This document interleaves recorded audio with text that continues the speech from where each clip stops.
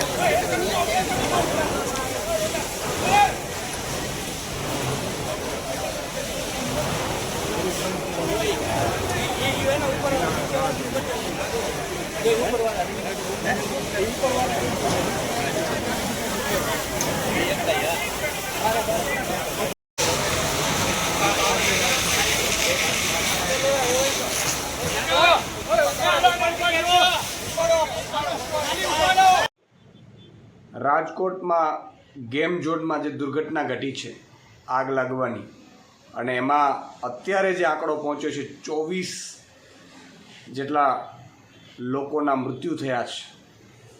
આંકડો વધી શકવાની પૂરેપૂરી શક્યતા છે. ત્યારે તમામ મૃતકોને ભગવાન એમના આત્માને શાંતિ અર્પે એવી પ્રાર્થના કરીએ છીએ. સાથે સાથે ઘાયલોને જલ્દી સ્વસ્થ થાય એ પણ પ્રાર્થના કરીએ છીએ. અને આ દુર્ઘટનામાં આખું ગુજરાત અત્યારે હિબકે ચડ્યું છે. ત્યારે રાજનીતિ કરવા નથી માંગતા, પરંતુ એટલું ચોક્કસ કહીશ કે ગુજરાતને આ શું કોની નજર લાગી છે. તંત્ર અને સરકારની એટલી બેદરકારી એટલી હદી વધી ગઈ છે. તક્ષશિલા કાંડ હોય, 22 જેટલા બાળકો જીવતા ભૂંજાયા.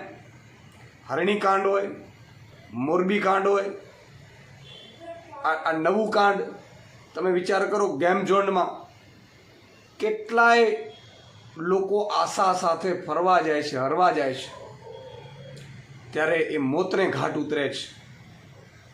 ત્યારે આ જવાબદારો સામે સરકારને મારી અપીલ છે કે કડકમાં કડક કાર્યવાહી થાય.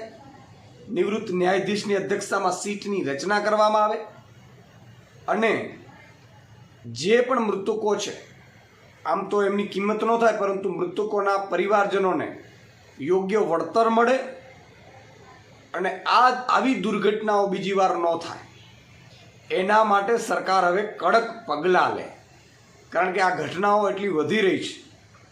મેં ફરીથી કીધું કે અત્યારે ગુજરાત આખું હિબકે ચડ્યું છે.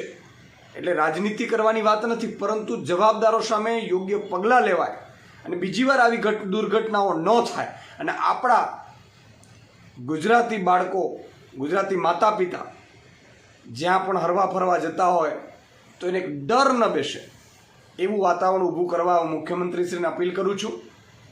કારણ કે આ ખૂબ જ દુઃખદ ઘટના છે અને મૃત્યુઆંક હજી વધી રહ્યો છે. એ પણ એક મને લાગે છે કે હચમચાવી નાખે એવી ઘટના થઈ રહી છે.